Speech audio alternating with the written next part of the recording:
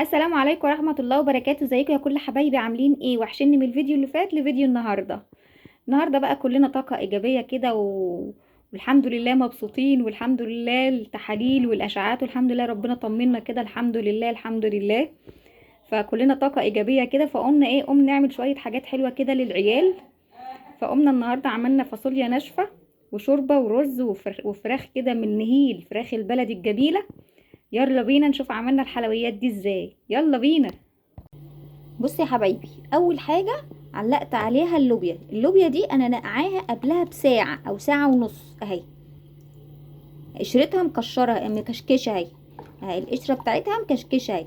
دي منقوعه قبلها يا بساعه يا بساعه ونص كده. ده ربع كيلو وحطيته اهو يغلي. ده ما تنقعش خالص، برضو ربع كيلو تاني ما تنقعش خالص خالص. فانا عشان قلت برضو علق عليه يتسلق على طول كده عشان اشوف الفرق ما بينهم هيطلع ازاي. ماشي يا جماعه، ودي احنا مع بعض اهو عشان نعرف. اهو يا حبايبي، اللهم صل على النبي. اللهم غليت اهي. دي كده اهي لسه اهي يا دوبك غليت. انا بس بوريكم وبمشي معاكم خطوه خطوه. دي المنقوعه، دي اللي مش منقوعه اهي.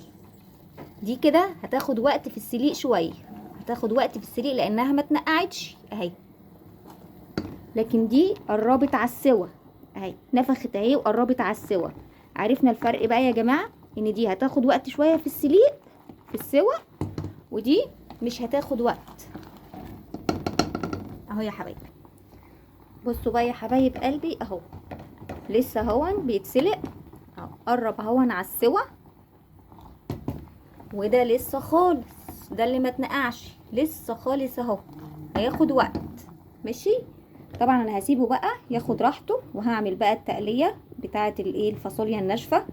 حطيت ماده دهنيه على النار وخرجت بصلايه كده، بصلايه بيضه على حمرا كده اهي. وهسيبها بقى ايه تاخد لون كده، واروح ايه اخرط الفصين التوم لان انا بحب التوم فريش. اللهم صل وسلم وبارك عليك يا حبيبي يا شفيعي يا رسول الله. اهو يا حبايبي، يا دوبك البصلايه دبلت اهي، دبلت ما احمرتش، دبلت خدت، دبلت حتى ما خدتش لون. وانا هنا عامله فصين التوم فريش اهم، مخرطه فصين توم اهم فريش، اقوم حطاهم اهو. التوم يا دوبك انا مش عايزه التوم بتاعي حتى ياخد لون. ليه؟ عايزاه يفضل زي ما هو كده عشان تفضل ريحته في الاكل كده فريش وريحته جميله، مش ريحته توم، لا يبقى باينه ريحته كده في الاكل اللي انت عامله اكل تحفه كده وريحته جميله كده وجايبه من اخر الشارع اهو يا جماعه.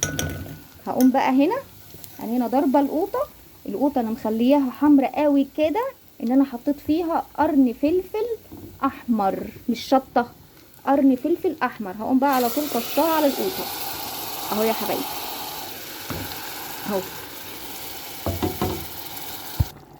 كده يا حبايبي. الصلصه بتاعتي اهي غليت، اتبلها بقى، مجهزه لها التتبيله بتاعتها اهي، ملح وفلفل ومكعب ماجي وبهارات لحمه وسنه سكر.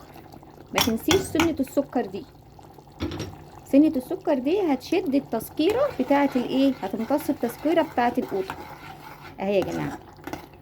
هروح بقى اصفي الفاصوليا بتاعتي اهي، اهي اتسلقت اهي. دي اللي منقوعه اهي اتسلقت اهي، ودي اللي مش منقوعه، اللي مش منقوعه لسه ازاي، لسه قدامها وقت ازاي اهي. انا حبيت بس اعرفكم الفرق ما بين دي ودي اهي. دي لسه اهي، فانا هسيبها شويه. طبعا انا مش هعمل دي لوحدها ودي لوحدها، بس انا هستنى ان هي تتسلق شويه وبعد كده اسقطها مع التانية اهو يا حبايبي. عرفنا بقى الفرق، لما يكون منقوعه ما بتاخدش وقت في السوا ولا في السليق، لما يكون مش منقوعه اهي لسه واخده وقت، قدامها وقت كمان اهي على البوتاجاز.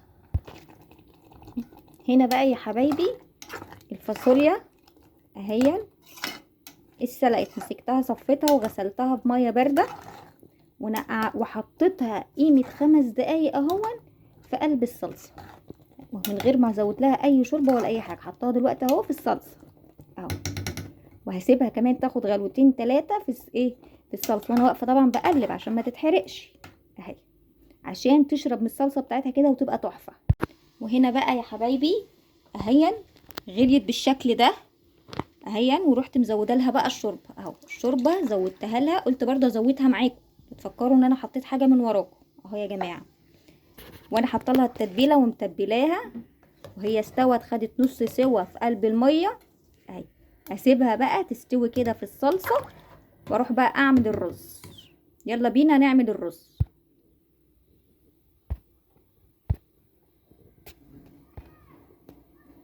شوف بقى هنا بقى يا حبايبي هنعمل الرز ابو شعريه اهون.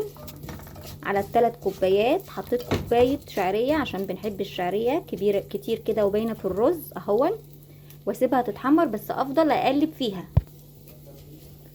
اهو يا حبايبي. للجماعه المبتدئين اهو لسه واحده واحده معاكم اهو.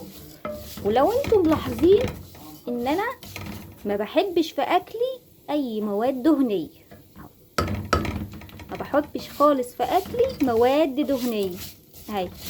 معلقه سمنه على زيت، طبعا السمنه دي انا مسيحاها معاكم بتبقوا عارفينها، اللي هي بتاع ده قالب فرنه مع زيت ذره مع سمنه بلدي. اعمل الخلطه دي يبقوا خفاف على القلب وعلى المعده وما يتعبوش بطنك ولا اي حاجه. انا دايما بعملها بالطريقه دي، طول عمري بعملها بالطريقه دي. وانا عملت معاكم في فيديو السمنه بسيحها ازاي. فبحط معلقه، اول ما بتسيح بقوم حاطه الحاجه بتاعتي اهو يا حبايبي. هنا الرز بتاعي اهو خد لون اهو بقى الشعريه، هقوم حاطه بقى الرز بتاعي اهو يا حبايبي. سقطت طبعا الرز وقلبت اهو. هحط الميه 3 كوبايات عليهم 3 كوبايات، 3 كوبايات وربع كده.